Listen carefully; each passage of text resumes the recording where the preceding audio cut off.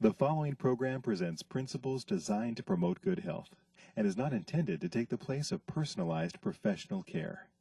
The opinions and ideas expressed are those of the speaker. Viewers are encouraged to draw their own conclusions about the information presented.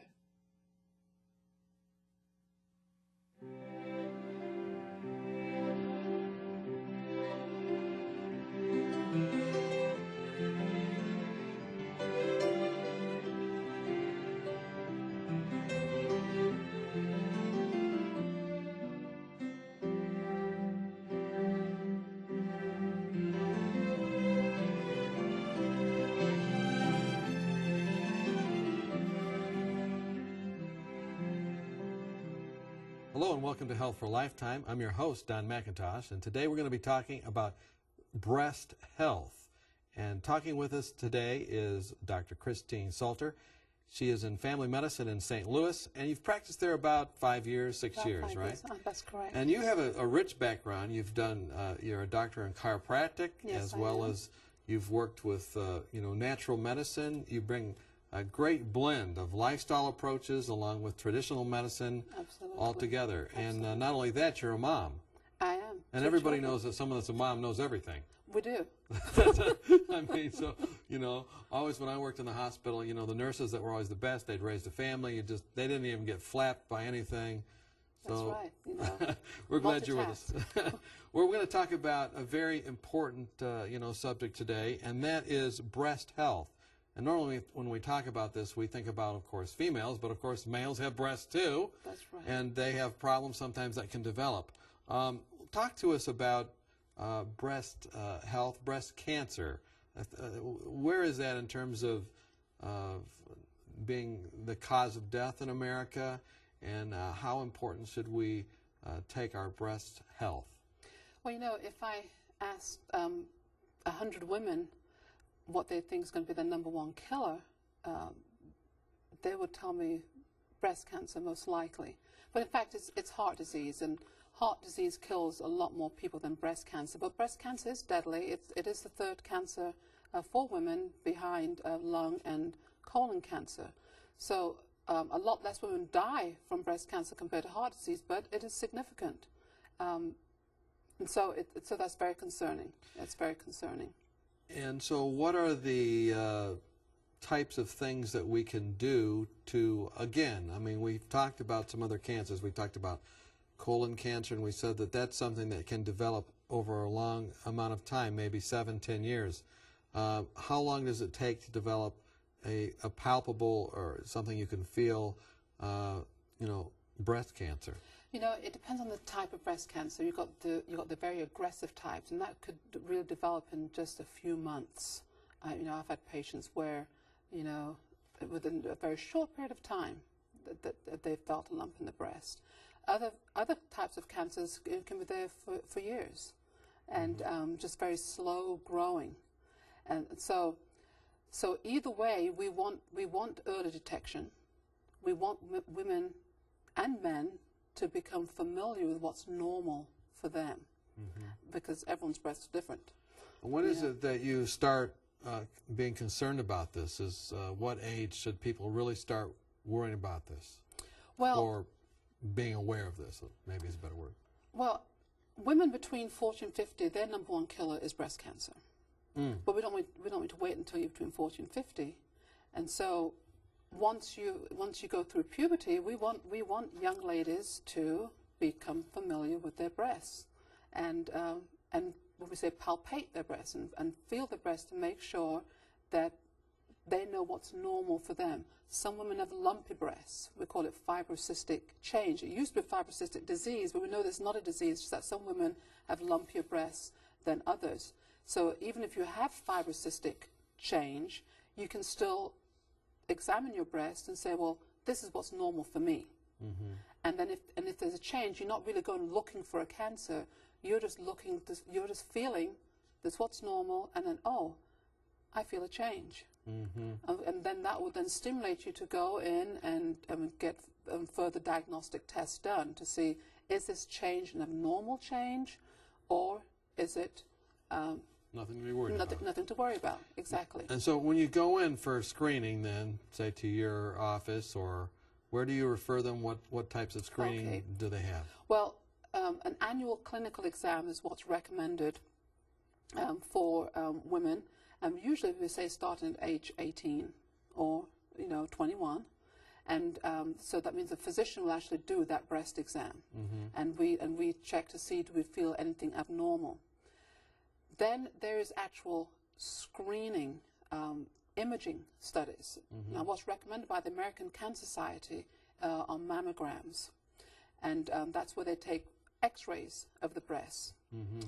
That is the different organizations. Some say get a baseline at 35. Some say start at age 40 and do it annually. Others say at age 50. Some say at age 40 and do it every 2 years, and then at 50 and do it annually. I would like to mention that there's another type of imaging that is less invasive that may detect cancer even earlier than a mammogram, that's called a thermogram. And how's that done? And that's done through digital infrared. So the breasts are not traumatized and they're not exposed to radiation. And so I personally prefer to do a thermogram, and that's what I did myself. And had a whole body thermogram done that would look not only at the breast but at the entire body.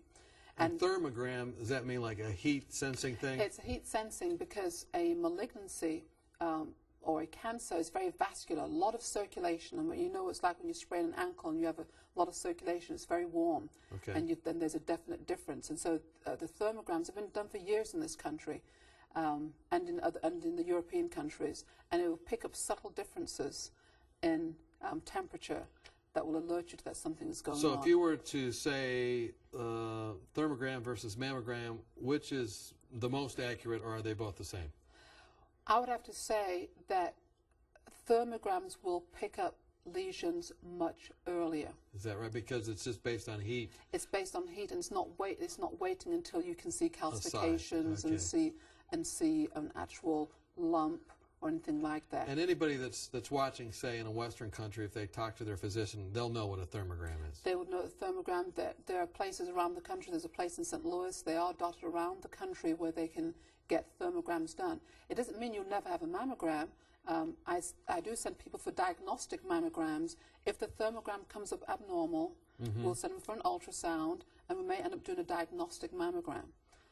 Okay, but that's the good frontline thing, and it'd be recommended if someone's watching and they're 35 and above to get that done. I would recommend that.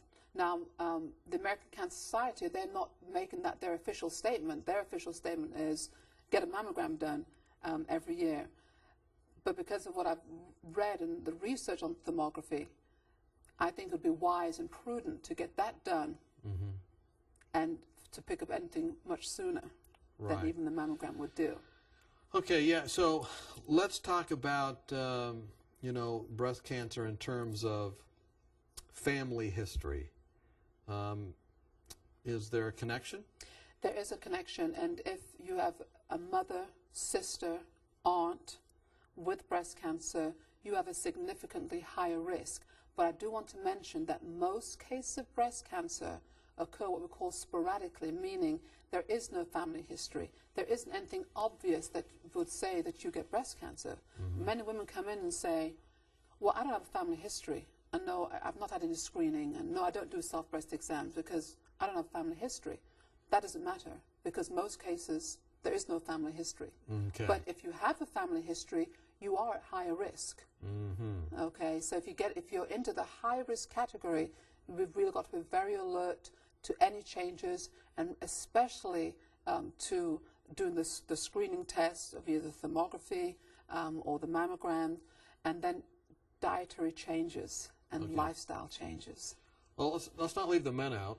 Let's say a little bit about that. Have you ever seen any cases of breast cancer in men, and how worried or concerned should we say, should they be? I've personally only seen one case, okay, but some men do get breast cancer, a much smaller percentage compared to women, but they do get breast cancer. So if a man finds a lump around the nipple or in the breast area, he should alert his physician to that so that the appropriate tests are done. a diagnostic biopsy would need to be done. I find that men tend to want to avoid a lot of symptoms, avoid going in and getting tests done and getting studies done, and they tend to ignore things.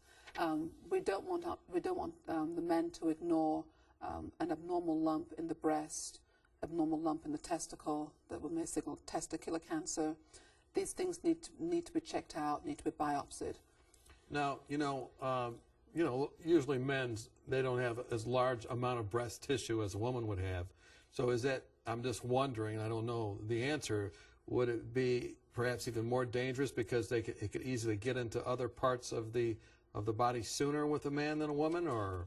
Not necessarily. Not necessarily. The size of the breast, no, not necessarily. If you've got an aggressive cancer, it's going to get into the lymph nodes, into the bloodstream, and go to other areas.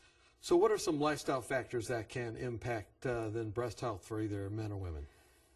Exercise is one of the biggest lifestyle factors that are important for breast health. Well, why would you say that? Why not? Explain it to me. They've actually done studies, and they've looked at women who exercise at least 30 minutes a day for at least 3 to 4 times a week, and they've found that they have lower risks of breast cancer than women who do less exercise. So what kind of exercise? Weightlifting? We're talking about moderate intensity exercise. That's 3 to 4 miles per hour, the 15-minute mile. Okay. So this is not a casual stroll. Okay. Okay. So the 15-minute mile, so that you're huffing and puffing, aerobic exercise, and that has been shown. And it may be an immune function, because we know that exercise affects the immunity. And when we talk about cancer, it really is about immune surveillance. It's the immune cells that have to detect and say, is this my cell? Is it not? Is this an abnormal cell? Do we need to attack this? Do we need to get rid of it? And if you don't have a good functioning immune system, we have problems, not only with cancer, but with other things. So is that true then, that, I mean, our bodies are going to encounter cancer cells, either produce them or encounter them? Everybody will. Everybody will. And so exercise is just putting up the defense against absolutely anyone's going to experience. Exactly. So it's a given. We are always faced with cancer cells every day, every minute, every second. It's a given. We live in a toxic world. Damage is always being done. Mutations occur. What the body does, it corrects them. It corrects them. So if we're exercising and it's got good circulation, got good immune cells, but the body takes care of it. Okay, so that's one lifestyle factor. We're going to come back to lifestyle factors and what to do in our second half, but I'll have just one question here before we go to our break. And then African American or other different populations you serve, are there any difference in the prevalence of breast cancer or breast health concerns? What we find in African American women is that they tend to get more aggressive cancers, and that they tend to die from their cancers compared to Caucasian women. Why is that? What is that? And we're not sure. We're not sure whether it's an access to health care, whether they're not being followed regularly by a primary care physician, whether they are having symptoms and ignoring them, whether it's their diet and lifestyle that's producing more aggressive cancers. A recent study that came out, I think it was in 2004, where they were talking about the African Americans, and what they were feeling, that it was that continuity with a primary care physician, that a lot of them did not have that. Very often they go to an urgent care center or to an emergency room, but there isn't a physician telling them, you need to be doing this. Okay. Are you doing self-breast exams? Are you exercising? So they don't get it as soon. They don't get worked up as soon. So especially those African American women that are watching, take this to heart. That's Absolutely. what the message. Absolutely. We're talking with Dr. Christine Salter. We're talking about breast health. We've learned it's a significant problem, especially for those between ages of 40 and 50. But every age, really, we need to be concerned about it. When we come back, we're going to talk about lifestyle factors as they relate to breast health. Join us when we come back. Are you confused about the endless stream of new and often contradictory health information? With companies trying to sell new drugs and special interest groups paying for studies that spin the facts, where can you find a common-sense approach to health? One way is to ask for your free copy of Dr. Arnott's 24 Realistic Ways to Improve Your Health. Dr. Timothy Arnott and the Lifestyle Center of America produced this helpful booklet of 24 short, practical health tips based on scientific research and the Bible that will help you live longer, happier, and healthier. For example, did you know that women who drink more water lower the risk of a heart attack? Or that 7 to 8 hours of sleep a night can minimize your risk of ever developing diabetes? Find out how to lower your blood pressure and much more. If you're looking for help, not hype, then this booklet's for you. Just log on to 3abn.org and click on free offers or call us during regular business hours. You'll be glad you did. Welcome back. We're talking with Dr. Christine Salter. We're talking about breast health. And before the break, we were talking about breast cancer. It can affect both men and women. You said you saw one case of within men. I've seen probably about 6 actually over the years as I visit, working as a nurse, then as a pastor. Okay. But we talked about how we can screen for this. We talked about manually screening for that. We talked about what is it? The thermogram or thermography. Yes. Thermography and mammography. That's and right. That you recommend the thermography, and that it's something that you can ask your physician about and get that done. Talked about really making sure you're doing it, especially after age, 18, 19, 20. Do self-breast exam. Self-breast exam and doing that and just recognizing that, and then every once in a while having, or once a year after your age 35, was it? Well, 35, we want to get a baseline imaging study. Baseline imaging study. And then at 40, then every couple of years to continue that, then after age 50 to have annual studies. And we talked about the fact that African American women many times have more aggressive cancers, or they're caught later, perhaps because they don't have the access or they're not being cajoled or whatnot. And we're trying to do that with this program, make sure and get checked and get this taken care of to see whether or not there's a problem. Now, what about premenopausal or postmenopausal women? Is there any difference as it relates to breast health? There is a difference, and premenopausal breast cancer tends to be more aggressive. So it's more aggressive, tends to spread and kill compared to postmenopausal breast cancer. But we don't mention that after age 50, the incidence rises fairly rapidly in women. So between age 40 and 50, we said it's the #1 killer, but after age 50, it is more prevalent. It's more prevalent, but not quite as deadly. But not quite as deadly, absolutely. But interestingly enough, women who are obese in the postmenopausal, they have high risk of breast cancer. And do you know why? Well, I would guess that because when you're obese, you have all across the body just a generalized inflammation. But that's right. You've got inflammation. You have insulin resistance. You have more insulin that drives that process. But also you've got all that fat that's converting hormones to estrogen. Okay, and so which feeds cancer growth. But it's not just the estrogen. It's that in the postmenopausal time, you don't have the progesterone that balances that estrogen. So now you've got what we call an estrogen dominant state without a balancing from the progesterone that very often can drive that process. So a woman who's postmenopausal and obese is at high risk, and so it's going to be really important that she gets that weight off through diet and exercise. Okay, so let's talk about some of these lifestyle things. You're alluding to that. Before the break, you said that lifestyle factors that can prevent breast problems or enhance breast health would be exercise. Absolutely. And you've mentioned that again now. Okay. And now, what are some other things that we can do? Now, the American Cancer Society does mention that any amount of alcohol increases the risk for breast cancer.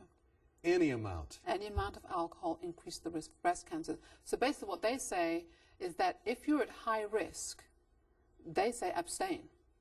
Okay. Okay. What would put you at high risk? Well, go ahead, tell me. Well, if you're obese, right? If you've got a family history.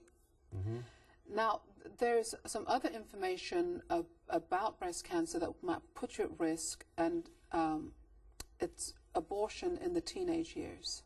Really? So if you've had an abortion, you're much higher risk? As a teenager. as a teenager. And do they know why? The feeling is that when the breasts are the teenagers have developing breasts, or they're in that process of developing, and so then if you've got a baby that's growing, there are lots of hormones, and if it's taken, and if that process is stopped abruptly, you've still got these developing cells, and this hormone that's just floating around, okay, and there's actually an organization that does research on this, that talks about the Abortion Breast Cancer Association. So just simply put, there's so many things going on with those cells because they're developing, then they have the hormones to get ready for the baby, that it's just like a traffic jam, and some of them go haywire and they get cancer. Exactly, because they're growing.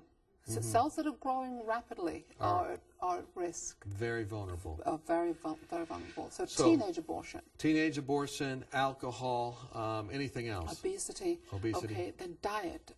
Interestingly enough, diet, the legumes, the black beans, the chickpeas, they have a specialized fiber that is protective to the breast. They compete with the excess estrogen that may be there. And so they're very, very protective to the breast. Black beans and garbanzos. All the legumes, and also flaxseed. It's the specialized fiber, lignin fiber, that is very protective to the breast. And broccoli, the cruciferous family, they have something called indole-3 carbinol.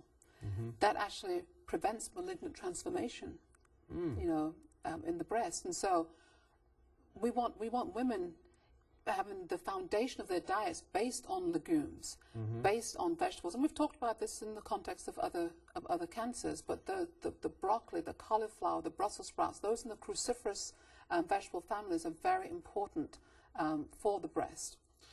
Man, I tell you, it's making me hungry, even though you might say I wouldn't need to worry about that too much. Now, we were talking before, in the break, about how there sometimes is a connection between colon cancer and breast cancer. You said there may be some kind of connection. What is that connection? Well, there is a syndrome. It's a familial syndrome where if patients in the family history that someone has colon cancer, it's a genetic syndrome with breast cancer. So that's why it's really important when you go to your physician that your physician will take an extensive family history. They'll want to know about your mother, father, brother, sister, aunt, grandparents, and find out is there that genetic possibility? Absolutely.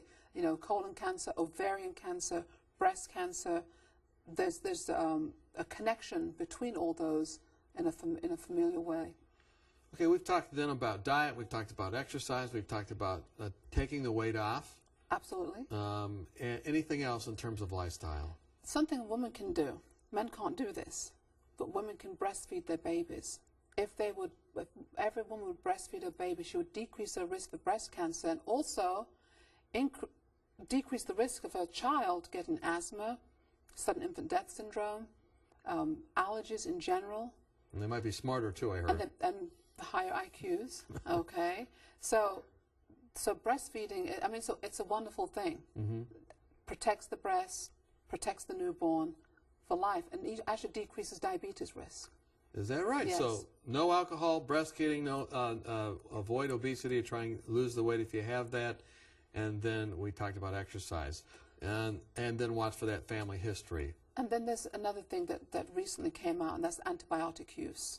Using too many antibiotics, and that's a concern when patients go to the doctor, they have a viral infection, they think they need an antibiotic. The antibiotics alter the bacterial flora, and we said that those bacteria are really important to metabolize and get rid of the excess estrogens. Yes. That's what they do. And so if you're using a lot of antibiotics over the years, it's going to change that flora and possibly affect the way that they metabolize those estrogens, thereby increasing the risk of breast cancer. That's something that just came out just a couple of years ago.